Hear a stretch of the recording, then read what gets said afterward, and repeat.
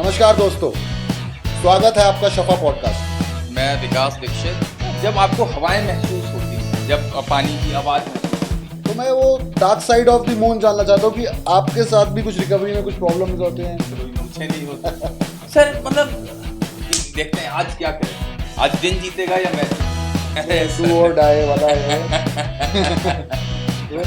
मजा आ रहा है मेरे को तो। तो कहते हैं ना, जब जाके तभी सवेरा। इज एक्चुअली ब्लेसिंग जो मैं समझ पाया इतने 11 साल। नमस्कार दोस्तों, स्वागत है आपका शफा पॉडकास्ट में। शफा पॉडकास्ट एक ऐसा प्लेटफॉर्म है जहां सिर्फ स्टोरीज नहीं, जिंदगी के सच सुनते हैं। और आज का एपिसोड भी हमारा बहुत खास होने वाला है, क्योंकि हम बात करने वाले हैं रिकवरी, रिलैप्स, पेन, होप और सेकंड चांसेस के बारे में। हमारे आज के गेस्ट बहुत ही अनोखे हैं, क्योंकि उन्होंने अंधेरे को बहुत ही करीब से देखा है और आज वो रोशनी की राह पे चल रहे हैं। और मैं अपनी बात करूं, मैं बहुत ही फैसिनेट होता हूं और इंस्पायर होता हूं उनकी रिकवरी को देख के, क्योंकि हर दिन वो रिकवरी को सेलिब्रेट करते हैं। ये बहुत ही खूबसूरत है। तो बगैर वक्त गवाए बात करते हैं हमारे आज के गेस्ट से, विकास जी से। विकास जी, आपका स्वागत है शफा पॉडकास्ट में। नमस्कार। तो मैं चाहता हूँ हमारे व्यूअर्स को आप कुछ अपने बारे में बताएं। मैं विकास दीक्षित एक अपनी फर्म चलाता हूँ। मेरा अपना बिजनेस है। We are actually financial advisers to industrialist and mid size corporates for last more than 20+ years. और कुछ 11 साल पहले मैं शफा से जुड़ा। अच्छा, बहुत बढ़िया, बहुत बढ़िया। तो विकास जी, मैं आपसे पूछना चाहता हूँ कि आप रिकवरी में, आपको 11 साल हो गए और मैं देखता हूँ कि आप रिकवरी को बहुत ही खूबसूरत तरीके से जीते हैं। हमेशा मैं आपको देखता हूँ, आप कभी कुछ ना कुछ नया ट्राई करते रहते हैं। आपका ड्रेसिंग सेंस हो, आपका फैशन हो, आप कभी बियर्ड बड़ी रखते हो, कभी आप कुछ नया करते हो। तो ये आपको क्या इंस्पायर करता है रिकवरी में आने के बाद? ऐसा आपके अंदर क्या चेंज आया, ऐसा जो आपने फील करा कि अब मेरे को ऐसे जीना है? कब आपने ये डिसाइड करा कि वेकअप एंड डिसाइडेड टू कि अब मैं यही करना है, मेरे को ये लाइफ लॉन्ग? तुषार, रिकवरी में ना मुझे लगा कि मैंने नहीं डिसाइड किया कुछ ऐसा। Recovery is life. So recovery में आपकी जो सोचने की, समझने की क्षमताएं, शक्तियां होती हैं, वो बहुत विजडम के साथ काम करती हैं। बिल्कुल। सो जब आपका जीने का मन करता है ना, जब आपको हवाएं महसूस होती हैं, जब पानी की आवाज महसूस होती है, सो अंदर बहुत कुछ होता है जिसे जिसे जीवन कह सकता हूं मैं, बिल्कुल। जो शायद पहले नहीं था मेरे पास। सो रिकवरी में ये चीजें रोज जीने का मन, जब आप सुबह उठे, आप दिन को चैलेंज करते हो कि मैं आज जीऊंगा, लेट्स सी आज मेरे जीवन में क्या चैलेंजेस आते हैं मेरे सामने। आप उठते ही इस नियत से हो। सो वो नियत ये सब तय कराती है, विच एक्चुअली इज रिकवरी। वो नियत ही तो रिकवरी है। That is recovery. बहुत खूबसूरत, बहुत खूबसूरत। तो विकास जी, मैं जानना चाहता हूँ, आप शफा में आए थे, आपने ट्रीटमेंट लिया, आपने भी हमारी तरह ही, सबकी तरह। तो आपने अपने अंदर वो शिफ्ट कब बदलाव, मतलब एहसास किया कि अब मेरे अंदर ये हाई टाइम हो गया कि अब मेरे को ये चीज़ छोड़नी है और मेरे को अब रिकवरी की राह में ही रहना है हमेशा? ट्रीटमेंट के दौरान हाँ, मतलब जब आप भी ट्रीटमेंट, कभी भी हो सकता है, कई लोग बाद में इसको डिसाइड करते हैं, कोई लोग ट्रीटमेंट में कर लेते हैं। तो आपके अंदर कब ये अपने डिसाइडिंग फैक्टर आया था कि अब मेरे को यार अब चेंज करना ही पड़ेगा मेरे को कुछ? बहुत बहुत क्लैरिटी से मैं क्लेम करूं ऐसा, क्योंकि जैसा कि मैंने कहा, रिकवरी इज एक्चुअली ब्लेसिंग जो मैं समझ पाया इतने 11 सालों में। सो ये तो ब्लेसिंग है जिसमें मेरा कोई रोल नहीं। वो तो जो ब्लेस है, उसका, उसकी कृपा हुई है प्रभु की, उसको रिकवरी मिलती है। सो मैं ऐसा क्लेम नहीं कर सकता कि मैंने इस दिन तय किया और मैं खुद को रिकवरी में ले आया। मैं ऐसा क्लेम नहीं कर सकता। बट यस, दो दो स्टेजेस हैं मेरे ट्रीटमेंट में। पहला तकरीबन 40 दिन बाद का एक वाकया है, जहां मैं अभी 40 दिन पुराना हूं, खुद को अभी एडजस्ट भी नहीं किया है। और यहाँ पर हमारा एनुअल कुछ फंक्शन था। इट वाज अप्रैल 2015। हाँ जी। 29 अप्रैल का वो फर्स्ट फंक्शन था मेरी प्रेजेंस में। सो उसमें my father was there as a visitor, but वो मेरे से मिले भी नहीं एंड ही वेंट अवे। वो पूरा फंक्शन अटेंड करके वो चले गए वापस, और मैं उस इंतजार में प्यासी भूखी आंखें लिए कहीं से इधर से कोनों से उधर से ताक रहा जैसे हूँ मिलेंगे आप कि तो आज आज मुलाकात होगी, होगी होगी बट सर obviously। नहीं हुई। Okay। सो मैं एकदम डाउन हुआ, मतलब अब मेरे क्या अंदर हो बहुत गया? कुछ चल रहा है। हाँ, हार्ड हिटिंग होता है ना ये एग्जैक्टली क्या हो गया मतलब। मैं डाइजेस्ट नहीं कर पा रहा हूँ, मैं सही समझ बात है। नहीं पा रहा हूँ कि ऐसा कैसे हो सकता है कि कोई आदमी कहाँ से चल के आया है, मैं बेटा हूँ, और वो बिना मिले चले ये गया। सही बात सो करी। कई सवाल अंदर चल रहे हैं, सही और बात। मैं एक दो दिन मैंने इन सवालों के साथ बिताए, बट मैंने अपने आप को संभाल के रखा, पता नहीं कैसे, है ना। कहीं पिघला नहीं मैं किसी भी नेगेटिविटी की तरफ, समहाउ कैसे वो शक्ति है मुझे नहीं पता कैसे हुआ। सो 2-3 दिन बाद फिर मेरी आईसी हुई, काउंसलर्स ने बुलाया, Sangeeta ji and Manoj ji was there at that time. तो उन्होंने बातचीत शुरू करी, वहां मैं, मतलब ये समझ कहीं थोड़ी सी थी कि this is the right place to express. वहां मैंने रखा, और रखते रखते बहता जा रहा था, मैंने अपनी बात रखी थी। सो तब मुझे पता लगा कि इस वजह से वो नहीं मिले, ये अभी हो नहीं सकता था, बट वो अटेंड करना चाहते थे वो फंक्शन। सो उस मेरे बिहेवियर के लिए, वो जो 3-4-5 दिन का बिहेवियर था उस फंक्शन के स्टार्टिंग से लेकर इस काउंसलिंग तक, काउंसलिंग तक। जो भी काउंसलर्स ने ऑब्जर्व किया उसके लिए मुझे उन्होंने एक वो क्या कहते हो आप लोग, अच्छा परिणाम इज प्रिविलेज। प्रिविलेज। सो वो प्रिविलेज मुझे मिली, और प्रिविलेज में मैं धर साहब के साथ गया राफ्टिंग। राफ्टिंग मैंने पहले कई बार करी, बट सर जब वो राफ्टिंग करी और ये मैंने रियलाइज किया कि 40 डेज में ऐसी प्रिविलेजेस, 2 दिन के लिए बाहर जा रहा हूँ मैं और धर साहब के साथ पर्सनली राफ्ट में बैठ रहा हूँ और हम गप्पे लगा रहे हैं, जोक्स क्रैक कर रहे हैं। वो जो 2 दिन थे सर, वो एक टर्निंग पॉइंट था। वहां मैं ये रियलाइज कर पाया, गूज बम्स इस समय। सो मैं रियलाइज कर पाया कि जीवन की वो पहली समझ जो चली गई थी इतने सालों में, बीते सालों में, वो वहां जैसे स्पार्क होता है, चिंगारी होती है जहां से आग भड़कनी शुरू, वो स्पार्क था सर। वो ये पहला वाकया था जहां मुझे लगा, मैं ये एक्सेप्ट करना शुरू किया मैंने कि यार यस, मेरे को जरूरत थी, मुझे इलाज लेना चाहिए, सो दैट मैं इस जीवन को ऐसे महसूस कर सकूं जो मैं पहले बिना सब्सटेंस के कुछ भी महसूस नहीं कर सकता था। No feelings, no emotions, no excitements, nothing. सब कुछ था लेकिन विद सब्सटेंस था सही उसका बात है। एहसास। और दूसरा वाक्य मैंने कहा, दो स्टेजेस कह सकता हूँ, है ना। सो यहाँ पर एक एक्सेप्टेंस बनी कि यस, उसके पहले एक्सेप्टेंस नहीं थी, I was in negative phase कि एक एडल्ट आदमी को कैसे यहाँ ऐसे किसी और की मर्जी से कोई मर्जी कैसे, से, हाँ। वही मैं आई एम नॉट सबसे ए मुश्किल डिपेंडेंट, होता है यस मैं शुरू डिपेंडेंट में। नहीं हूँ किसी पे। तो वो उस दिन ये फीलिंग्स दबना शुरू हुई, और वो एक्सेप्टेंस से ही दबी है। तो मैं इलाज में अपने आप को लाना शुरू किया after that trip when I came back. मैंने अपनी शेयरिंग में भी कहा था जब वहां से आया था। फिर सर तकरीबन छः एक महीने के बाद उस फर्स्ट फेज से ये जो मुझे सेकंड लगता है कोई खास वो इंसिडेंट नहीं है, लेकिन मेरा जो 5वां 6ठा महीना था, मैं किचन एचओडी था। सो उसमें ना कहीं मेरे अंदर की हॉस्पिटैलिटी, वो जो एक एक माँ में दिखती है या कुछ लोगों में हॉस्पिटैलिटी होती, मुझे नहीं पता था मुझ में ऐसा कुछ है सर। मैं मतलब डांट खाता था काउंसलर से अपनी फैमिली के लिए। वो मुझे अपनी फैमिली लगने लगी, वो उनके लिए खाना बनाते बनाते कुछ तो सिस्टम महसूस करता होगा।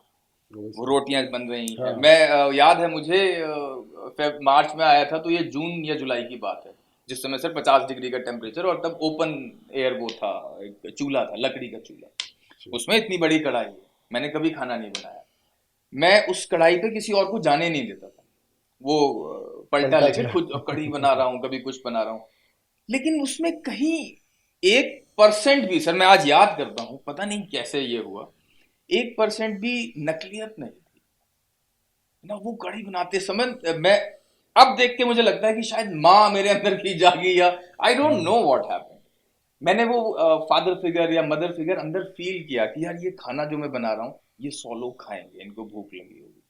सो मैं बहुत कुछ करता था, थोड़े से नमक के लिए, थोड़ी सी मिर्चा के लिए, जो मैं थोड़ा सा एक्स्ट्रा उनको टेस्ट देना चाहता था। ये चीजें करते करते करते ना सर, कई चेंजेस आए अंदर सिस्टम में, और मैं ये भूल ही गया कि मैं किसी ट्रीटमेंट में हूँ। वो फेज 1 था, स्टेज 1 जहाँ पे मैं एक्सेप्टेंस आई, इलाज में घुसा। दिस वाज स्टेज 2 जहाँ मैं इससे, मुझे लगता है मैं आगे ही निकल गया। मुझे 7वें 8वें महीने का वो टाइम था जब मेरी रिस्पॉन्सिबिलिटीज मैं पूरी कर चुका हूँ, कोई मुझे कह नहीं रहा है कि तुम्हें ये करना है, मैं वो कर रहा हूँ। मुझे लग रहा है मेरा घर है ये, मेरी फैमिली बिल्कुल। है। किसी कोने में कुछ रह ना जाए, कुछ कुछ मैं अगर कर सकता हूँ तो मैं करूँ, मेरा घर है, मेरी फैमिली है। सही बात। सो ये दो स्टेजेस थी जहाँ मैं जिस तरीके से इलाज को ले पाया।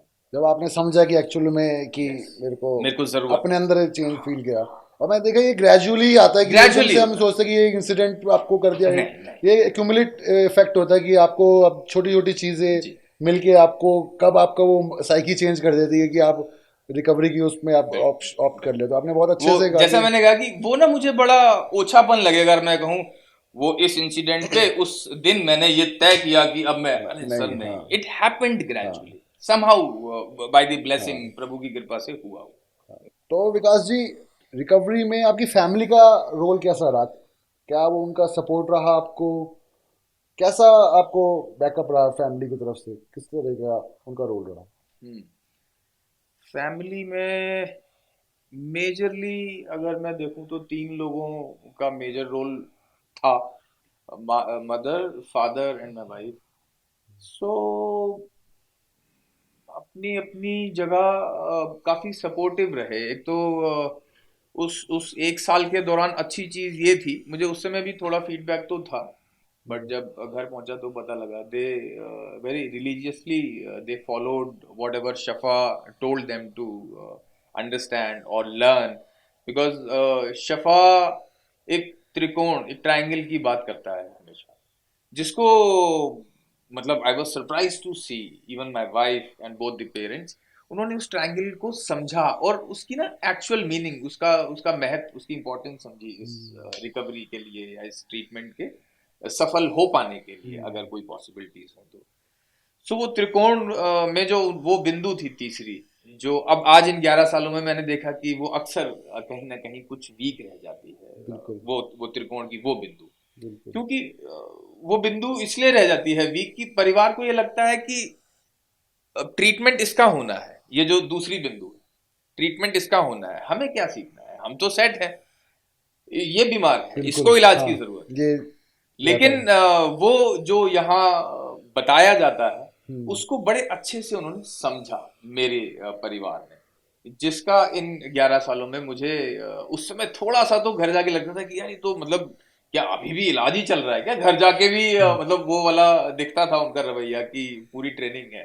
तो अच्छा। इनिशियली चीजें थोड़ी सी मुश्किल होती हैं, अच्छा। बट आज मुझे समझ आता है जब इन 11 सालों में पीछे मुड़ के देखता हूँ कि अगर वो थोड़ा सा भी कम सीखा होता तो मेरे फिसलने के चांसेस ज्यादा थे। बिल्कुल। हाँ, वो पेन जो मैंने दोबारा कभी नहीं सहा, हम्म। वो क्या पता मुझे सहना पड़ता अगर अगर ये बिंदु हल्की सी भी मेरे पर, और अच्छा तीनों में से कोई भी अगर कहीं अपना रोल वीक कर देता तो वो इम्पैक्ट तो यही आता ना सर, अच्छा। बिकॉज फिसलना तो मुझे ही था। बिल्कुल। बिल्कुल। सो यही कह सकता हूँ कि हम्म। मेरे ना फिसलने देने में इन तीनों का सर बहुत अहम रोल है। बिल्कुल। और हम देखते हैं आजकल फैमिली कहीं ना कहीं इसी चीज़ में लैक कर जाती है। उनको यस, लगता है कि अगर यस। ट्रीटमेंट ले लिया तो कोई एक जादू की छड़ी से घुमा दिया, वो बाहर आके जैसे हॉस्पिटल में इलाज होता है कि इलाज हो गया अब तो बिल्कुल ठीक है, ये नॉर्मल, जी, इसको छोड़ दो, जीने दो इसकी ज़िंदगी। बिल्कुल। तो उनको अपने रोल्स के बारे में बिल्कुल इन्फॉर्मेशन नहीं होती, और वो मीटिंग्स काउंसलिंग्स में नहीं जाते बिल्कुल भी। तो आपको क्या मतलब ऐसा लगा कि ये चीज़ घर वालों ने बहुत अच्छी चीज़ करी मेरे साथ? कोई ऐसे एग्जाम्पल के तौर पर आप बताना चाहेंगे कि जिससे हमारे व्यूअर्स को भी पता चले कि हाँ ये चीज़ हम नहीं करते हैं, ये चीज़ हमें भी चेंज करनी चाहिए अगर कोई ट्रीटमेंट लेके आ रहा है या सर, फिर एडिक्शन में है? तुषार, इन इन 11 सालों में मैं काफी जुड़ा रहा हूँ शफा जी। से, तो कई परिवारों से मिला हूँ, जी। तो मुझे इसलिए वो डिफरेंस भी समझ आता है। हम्म। तो जो आप जानना चाह रहे हो सर, एक तो ये सबसे पहली समझ एक एक परिवार की कि ये काम पूरा होने के लिए, जो जिस काम के लिए ये हमने शुरुआत करी है, वो काम पूरा होने के लिए दे आर इक्वली रिस्पॉन्सिबल, जी जाने अनजाने, डायरेक्टली इनडायरेक्टली। बट ये जिम्मेवारी अगर अब वो ले सकें, अब आप एज अ फैमिली ये मान सकें कि कहीं कुछ हमने चूक करी है, वो कहाँ करी है, कैसे करी है, उसका क्या करना है, that the system will take care. वो आपको बताएंगे कि अभी तक क्या किया, और अब के बाद जब ये बंदा वापस आएगा तो आपने किन चीजों का ध्यान रखना है, क्या करना है। और एक चीज जहां फैमिली लैक करती है तुषार, जी बिकॉज ये जो आया है बंदा यहाँ पर शफा में, ये उस फैमिली का लाडला है, ये आप लोग रिलेट कर पाओगे अपने आप से। और यही एक वीक एरिया है फैमिली का, बिकॉज वो लाडला है, ये अंडरस्टैंडिंग नहीं बना पाते हैं वो कि ये समस्या क्या है और इसका निवारण क्या है, ये 12 महीने का ट्रीटमेंट क्यों चाहिए, 12 महीने क्यों लगते हैं इसमें।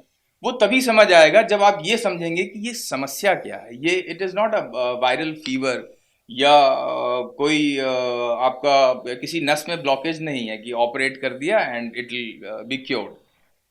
This is not a curable thing.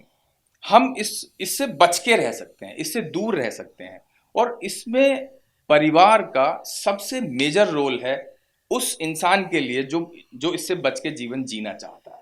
बिल्कुल सो यहाँ पर फैमिलीज लैक करती हैं कि एक जो मैंने पॉइंट आपको बताया कि हमें क्या सीखने को है, हम तो बढ़िया जीवन जी रहे हैं, हम थोड़ा ना, हमें इलाज की जरूरत नहीं है, सो बिल्कुल हमें कुछ नहीं है सीखने को, वी आर डन। हम्म, दूसरा सबसे बड़ा रीजन जो मुझे समझ आया, इलाज के पूरा होने की अंडरस्टैंडिंग नहीं बनाता है परिवार, जिस वजह से मैंने जो देखा इन 11 सालों हम्म, में कई केसेस खराब हो जाते हैं। बिल्कुल वो सो इम्पोर्टेंस वो नहीं मैं समझते उस चीज की। परिवारों से मैं ये पर्सनल अपनी समझ से रिक्वेस्ट कर सकता हूँ कि प्लीज इस अंडरस्टैंडिंग को बढ़ाएं कि ये प्रॉब्लम क्या है और इससे कैसे बच के रहा जा सकता है, तो अपने आप सारी समझ बन जाएगी।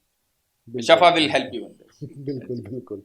तो विकास जी हम देखते हैं आप बहुत ही शानदार रिकवरी जीते हैं, आपका लाइफस्टाइल बहुत ही इंस्पायरिंग रहता है और बहुत ही मोटिवेशनल रहता है हमारे हम सबके लिए भी, जो भी आपको लोग देखते होंगे जानते होंगे तो बहुत फैसिनेट होते होंगे आपसे। वो उनको लगता होगा कि अब ये रिकवरी में आ गया तो मतलब इनकी लाइफ बहुत आसान हो गई है जिस हिसाब से आप लाइफस्टाइल जीते हो। तो उनको लगता होगा कि यार कितना अच्छी लाइफ जी रहे हैं, कितना मज़ेदार जी रहे हैं। तो मैं वो dark side of the moon जानना चाहता हूँ कि आपके साथ भी कुछ रिकवरी में कुछ प्रॉब्लम्स होते हैं, कुछ चैलेंजेस आप फेस करते हो जो आपको लगता है कि यार ये लोगों को नहीं पता, पर मैं एक्चुअल में समझ ये गया। कंडीशन भी आती है रिकवरी में। क्योंकि ऑब्वियसली रिकवरी में आने का मतलब ये नहीं है कि आप रिकवरी में आ गए हो तो सारी प्रॉब्लम सॉल्व हो गई, जी। अब आपकी लाइफ बिल्कुल एकदम सॉर्टेड चलेगी, कोई आपके पास दिक्कत नहीं आने वाली है। तो रियलिटी जो है वो जी। मैं चाहता हूँ लोगों को पता चले। तुषार, जैसा आपने कहा कि इसमें भी कुछ होता है, sir recovery is not a trip to moon. Recovery में तो मैंने कहा ना, रिकवरी इज लाइफ। अब तो आप आए हो मैदान में, अब तो उतरे हो, तब तो बिल्कुल वो कबूतर की आंख की तरह आपने आंख बंद कर बंद रखी कर दी थी, थी। ये सोच के कि लड़ाई खत्म हो जाएगी and I will be the king. So वो तो हुआ ही नहीं, आप यहाँ गिरे आके। जी सो अब आप तैयार हैं एक्चुअल लड़ाई के लिए। तो जो किसी के भी जीवन में जो भी परिस्थितियां आती हैं, it's a normal human being living on this earth, hmm, on this planet, है ना सर। वो सब कुछ आता है सर। ये थोड़ा ना अब आप रिकवरी में हो तो आपकी और आपकी वाइफ का कभी कोई सीन नहीं होगा, बिल्कुल आपकी कभी फादर से क्या अनबन नहीं होगी, हम्म, आपको क्या कभी लॉसेस नहीं होंगे बिजनेस में, इन योर बिल्कुल professional life, in your personal life, आपके परिवार में, या कोई आपका अपना प्यारा क्या कोई जाएगा नहीं। सर वो बिल्कुल सब कुछ सब होगा, कुछ होगा। सब कुछ होगा। और अब आप तैयार हो। सो रिकवरी रिकवरी क्या है, रिकवरी में आप तैयार हैं उन एक्सपीरियंसेस को एक्सपीरियंस करने इन चुनौतियों को के लिए। लड़ने एग्जैक्टली के लिए, एग्जैक्टली। उनको झेलने के लिए। अब आप इक्विप्ड हैं, हम्म, है ना। So sir there are till today, sir मैं कल की परसों की नर्सों की किस दिन की बात करूं, देर आर मोमेंट्स जो मतलब और ये आप सब लोग ही इन मोमेंट से गुजरते होंगे जब लगता है कि फक ऑफ, हाँ इट्स ऑल ओवर, बिल्कुल है ना। और मतलब आपको सब्सटेंस याद आता है सर, आज तक याद आता है। लेकिन वो समझ, वो जो 40वें दिन जो बनी थी वो उस राफ्ट पे, हाँ, बिल्कुल वो आज तक कंटिन्यू रहती है कि क्या उसके बाद मैं 1% भी बेहतर तरीके से इनमें से कोई परिस्थिति हैंडल कर सकता हूँ। That is the only thing which stops me. Otherwise sir हर दूसरे चौथे 10वें 20वें 30वें दिन कोई तो दिन होगा ना जब आपका वो स्टेटस आपको वहां ले जाएगा। And it is a game of a moment. बस उस मोमेंट पे बाय गॉड्स ग्रेस उसकी कृपा है मुझे ये समझ बनी रहती है, ये याद रहता है कि मैं और बिगाड़ दूं भाई, जितना भी बिगड़ा है ये पल, वो उस सब्सटेंस के जाते ही मेरी फैकल्टी गिरेगी, फैकल्टी गिरते ही इट्स ऑल ओवर। ऐसा ही सर दूसरा जो एक्सट्रीम है happiness, excitement when you achieve है। आपके बेटा हुआ, बेटे ने आईआईटी किया, आपको 10 करोड़ का प्रॉफिट हुआ, जैसे अभी मैंने निगेटिव परिस्थितियां, हाँ बिल्कुल। सर हार्ट बीट्स उसमें भी है ना उसमें भी ऊपर मुंह से बाहर को आती है, हाँ। आप डाइजेस्ट नहीं कर पाते हो, हैंडल नहीं कर पाते हो। काफी उपलब्धियां मैंने इन 11 सालों में ली, ग्रोथ है, सक्सेस है ना, इट्स अ ग्राफ, वो सब कुछ आएगा। सो ऊपर वाले जो कॉर्नर्स हैं सर, उसमें भी ये समझ बहुत काम आती है कि उस मोमेंट, वो तो ज्यादा उसमें तो सब लोग कहते हैं आपको, आपका अपना जो रो चुका है पिछले 20 सालों में वो कह देगा कुछ नहीं होता है यार एक घूंट से, अब तो 11 10 साल हो गए हैं, यू कैन हैंडल इट, वो मैच्योर हो गया है।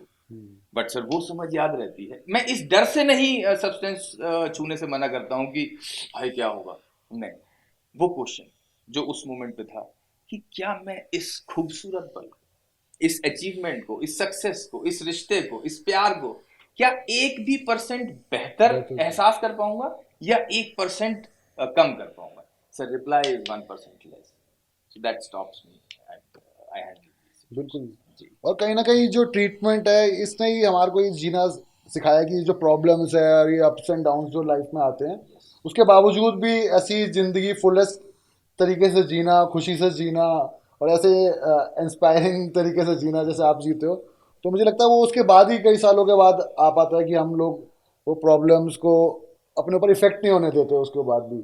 और जो अब आजकल जो नॉर्मल लाइफ में, डे टू डे लाइफ में लोग जीते होंगे, वो उस चीज़ से काफ़ी इफेक्ट आ जाते हैं। हम्म, तो हम, मुझे लगता है उस चीज़ से इम्यून हो जाता है कहीं ना कहीं अब चीज़ों से, कि अब वो चीज़ें हमारे को ऑब्वियसली इफेक्ट करती हैं, पर हम उसको इतना बॉदर नहीं करने देते, अपने ऊपर इतना हावी नहीं होने देते, कि हमें पता है कि हम कहते हैं ना कि अब एक जीरो से भी नीचे से कोई ऊपर उठ के आता है तो उसको वो बिल्कुल इंपॉर्टेंस पता होती है कि अब मैं यार खोने के लिए क्या है, मैं तो उससे नीचे से आया हुआ हूँ। बिल्कुल। तो अब हमें वो एक लेवल हमारा, मेरे को लगता है ये साइकोलॉजिकली। बड़ी बड़ी अच्छी बात बोली आपने। हाँ, जब खोने को कुछ नहीं होता है तब जीवन शुरू होता है। बिल्कुल। और ये जो जिस डाउनफॉल में मैं पहुंचा 11 साल पहले जब शफा से जुड़ा, सो तब तक मेरे पास भी खोने को बहुत कुछ था जैसा सबके पास होता है। फिर जब जीवन शुरू हुआ, घर पहुंचा, घर जाके बीवी से 100 रुपये मांगना, 500 रुपये मांगना, आज कहीं छोटा सा काम है, अगर if I can get 500 rupees, so वहां से शुरू करके धीरे धीरे धीरे धीरे फिर आगे बढ़ी कहानी। सर तुषार, वो जो कॉन्फिडेंस, अब मुझे वो डेट टाइम याद नहीं है, बट ये कहीं मेरे अंदर एहसास आया कि ये क्या गेम है, ये कुछ गेम ही नहीं है सर। आदमी इसी से डरा जा रहा है, इस चक्कर में वो अपने आप से छुप रहा है ना, अपने आप को दबा रहा है कि यार ये नहीं रहेगा, वो रह जाएगा, वो छूट जाएगा। सर ये सब, this game was over in this 1 year. अभी ये समझ आया कि ये तो बहुत सिंपल गेम है, ये अगर ये खोने का डर है, ये ऊंचाई सर मैंने ही तो बनाई थी, बिल्कुल। ये समझ ये, हाँ, क्रिएट ये हुई, दिमाग में ही बनाई ये होती है। ऊंचाई मैंने बनाई थी, गिर गई किसी दिन, फिर बनाएंगे, बनाई, अच्छा और नहीं गिरेगी तो कहां तक बनाते रहेंगे। सो सही बात लाइफ है। Is like this. ये सारी समझें सर, इसीलिए लॉन्ग टाइम ट्रीटमेंट है। इस ट्रीटमेंट में आप उस चीज का इलाज सर महीने 2 महीनों में हो जाता है, वो प्रॉब्लम वो है ही नहीं, हाँ। सब्सटेंस प्रॉब्लम कुछ और है। वो इसीलिए ये लंबा समय लगता है, आपकी समझ को ट्यून किया जाता है। बहुत सी चीजें हमारी परवरिशों में हम सबकी हैं, स्कूल बुक्स में, आज मेरे बच्चे हैं सर, कोई नहीं उठता 8 बजे के पहले, क्या उन्होंने पढ़ा नहीं early to bed early to rise, but हो गया, एग्जाम दिए, नंबर के लिए लिया था और आगे बढ़ गए वो। सर हम भी आगे बढ़ गए थे, हमारी परवरिश में वो सब कुछ था जो यहाँ 1 साल में मैंने रिवाइज किया है, री लर्न किया, रीगेन किया है।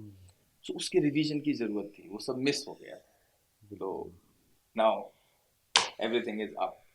इसीलिए आप जो बार बार कहना चाह रहे हो कि ये, कभी आप दाढ़ी बढ़ाते हो, कभी यहाँ पोनी करते हो, कभी यहाँ पोनी करते हो, कभी मूछें नहीं होती, सर मतलब जीने की चाह है ना चाह सर, है। रोज नया कुछ करने का। मैंने करने कहा का। दिन को चैलेंज करने निकलता हूँ हम्म, कि देखते हैं आज क्या करेंगे, आज दिन जीतेगा या मैं जीतूंगा। बिल्कुल। सो उस लड़ाई में कभी कट जाती है, कभी आ जाती है, चलता है। तो जी, हर रोज एक नई उम्मीद और एक नई रोशनी के साथ जीते कि यार दे उसको दैट इज आप, व्हाट इज हाँ, रिकवरी सर। पिछले दिन से अगले दिन को बेटर बनाना किसी ट्रू, भी तरीके ट्रू। से। तो बहुत ही इंस्पायरिंग है, बहुत ही मजा आ रहा है मेरे को तो बातें करते हुए आपसे। मैं बस अब जानना चाहता हूँ कि आपका रॉक बॉटम से कैसा इंस्पायर इंटरेक्शन था आपकी लाइफ में, जब रॉक बॉटम आपने हिट करा होगा।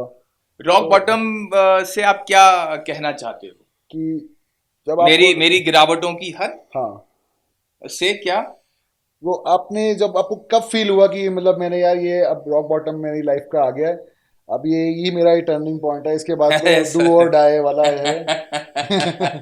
वो नहीं ये दिन कभी नहीं आया सर, कभी। ये कभी नहीं आया रॉक बॉटम।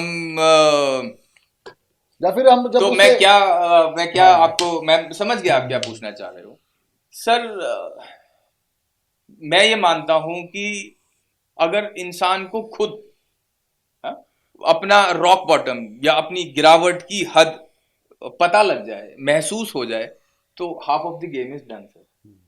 सर हम थोड़ा अलग श्रेणी के लोग हैं, इसलिए यहाँ यहाँ शफा आना पड़ता है।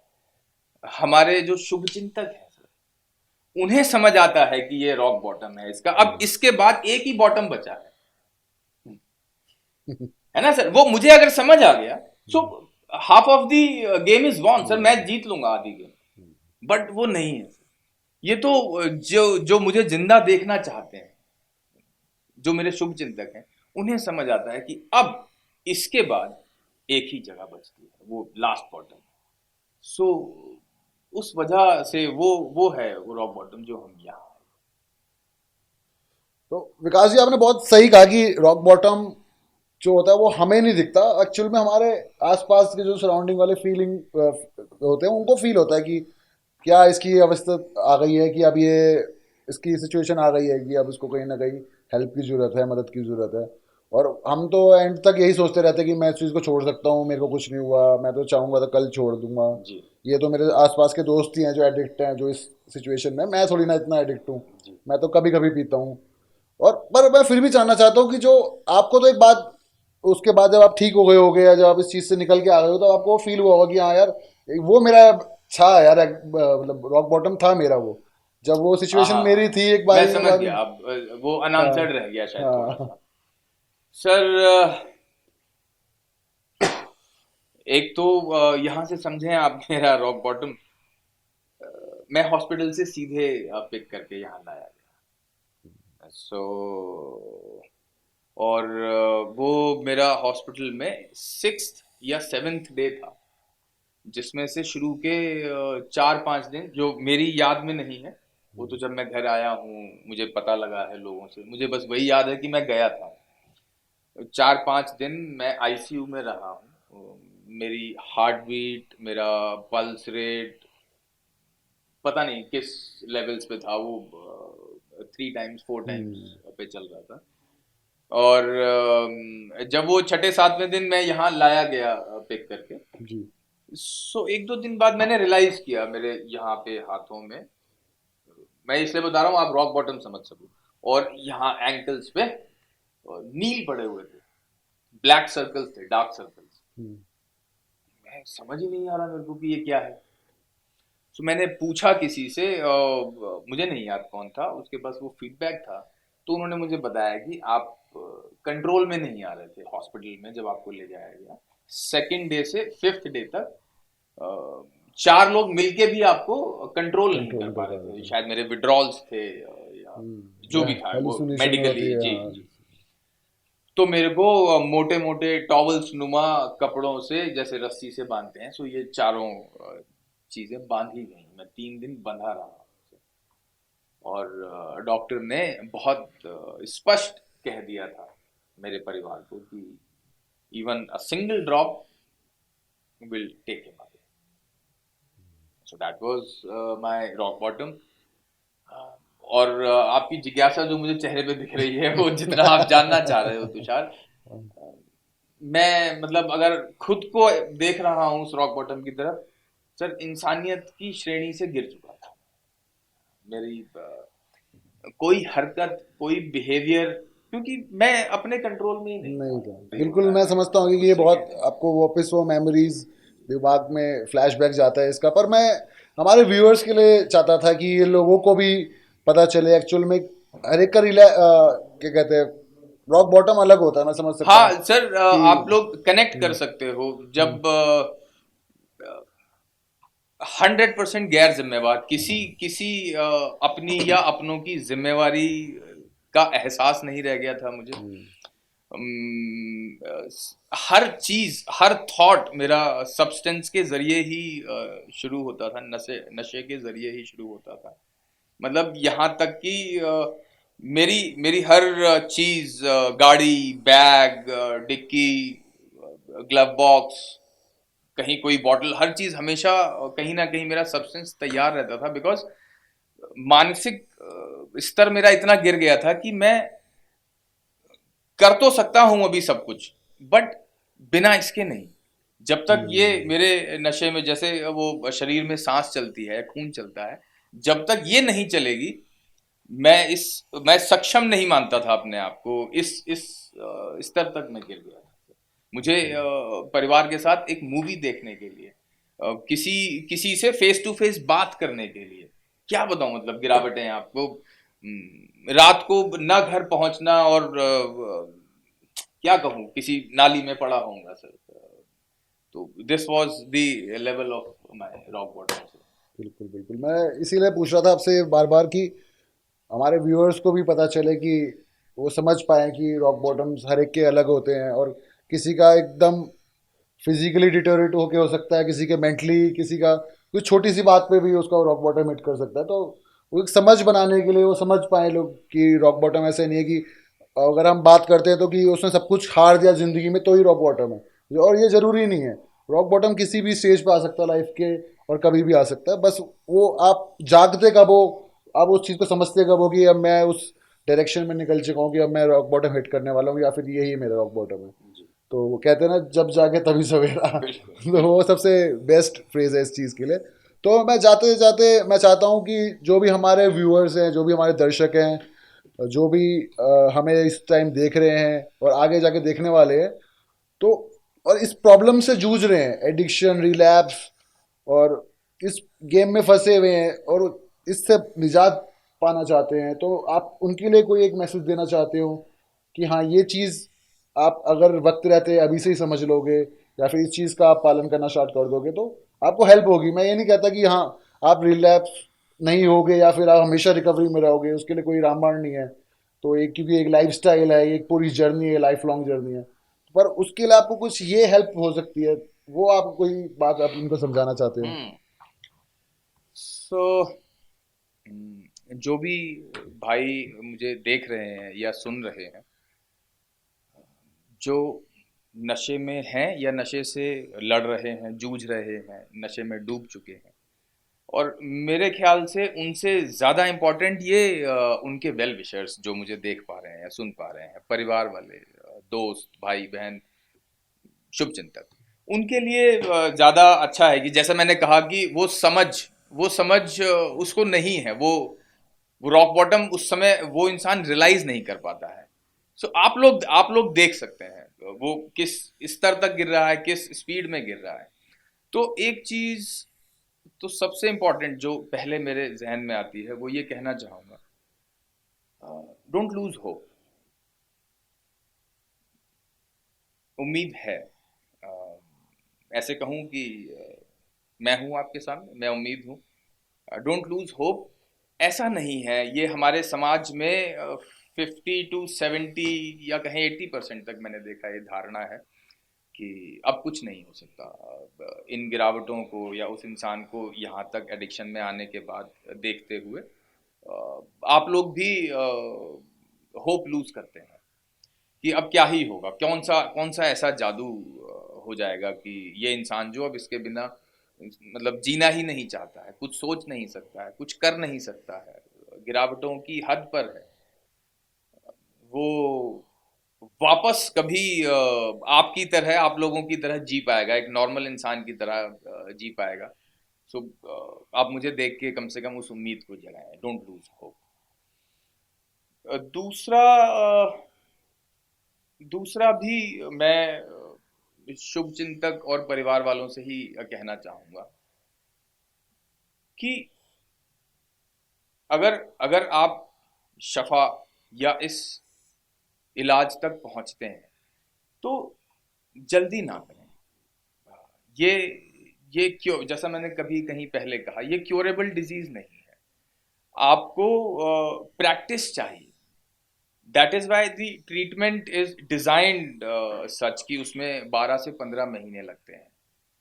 इसमें चीजों की समझ और उस समझ की प्रैक्टिस, जो हमने सीखा और भूल गए, वो सब चीजें रिवाइज होंगी और उनकी प्रैक्टिस होगी, और उसके रियल लाइफ टेस्ट्स होते हैं जिनमें आप फेल होते हैं, पास होते हैं, फेल होते हैं, पास होते हैं, और दोबारा से अपनी लाइफ साइकिल को शुरू करना आप सीख जाते हैं।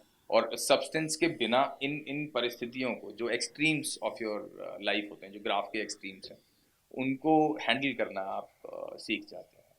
सो ये दो मेजर पॉइंट्स मुझे लगे जो मैं कहना चाहता तो ये थे विकास जी हमारे साथ शफा पॉडकास्ट में, जिनको 11 साल हो चुके हैं रिकवरी में, और बहुत ही खूबसूरत और बेहतरीन ज़िंदगी जीते हुए।